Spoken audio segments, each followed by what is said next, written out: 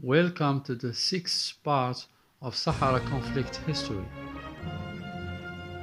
For this reason, the international community denounced the Organization of African Unity, accused of having deliberately violated international law by recognizing the so-called RASD, the institution that filled in the space left by the dissolute OAU, the African Union. Also deviated from international law by recognizing an entity that was declared by a political military movement and not on the basis of a consultation by referendum. On the other hand, the remainder of international organizations like the United Union, non-aligned countries, the Arab League, the Organization of the Islamic Conference, the European Union, and the Asian Union categorically refused to reject international law and complied with the resolution of the United Nations Security Council.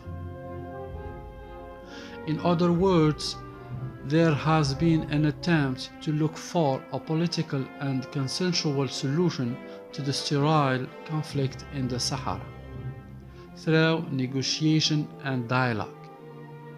Indeed, this conflict impeded the construction of the Arab Maghreb Union, hindering any form of agreement between the neighboring sister countries, Morocco and Algeria, while keeping Sahrawi families from returning home to live among their own. Encouraged by the proliferation of human traffic, it also created a center of tension in Northwest Africa, in particular in the form of clandestine immigration, weapons trafficking, drugs, the deviation of goods in the camps, as well as the appearance of terrorism. The United Nations often sends delegations from the World Food Programme and the High Commission for Refugees to these camps in order to inquire about the poor management and deviation of humanitarian aid coming from these institutions. While the European Humanitarian Aid Organization in principle is intended to support the camp detainees,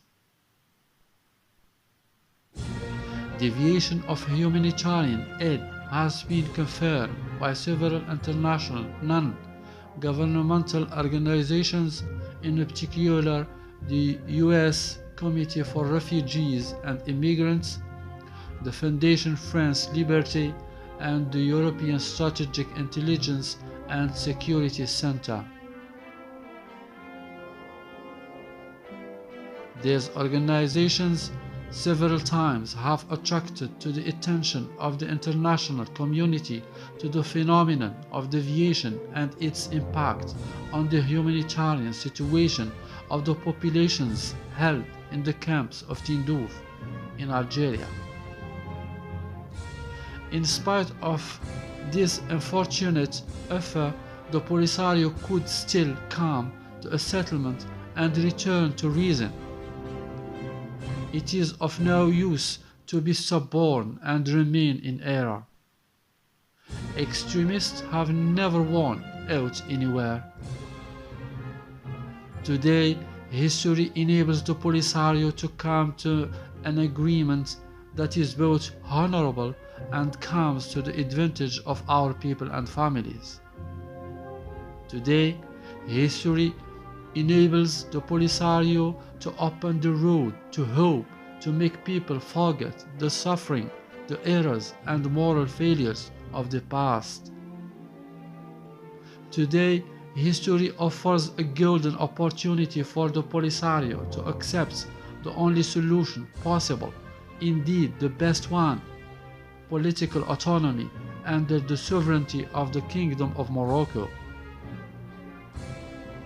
If it has the slightest bit of consideration or respect for the Sahrawis, it should readily seize this historic opportunity. The Polisario needs to get out of the trap it finds itself in and must not serve the interests of anyone else or be used as a thorn in the sides of the Kingdom of Morocco to obtain political hegemony. Thank you for listening and watching the 6th part of Sahara conflict history. Goodbye.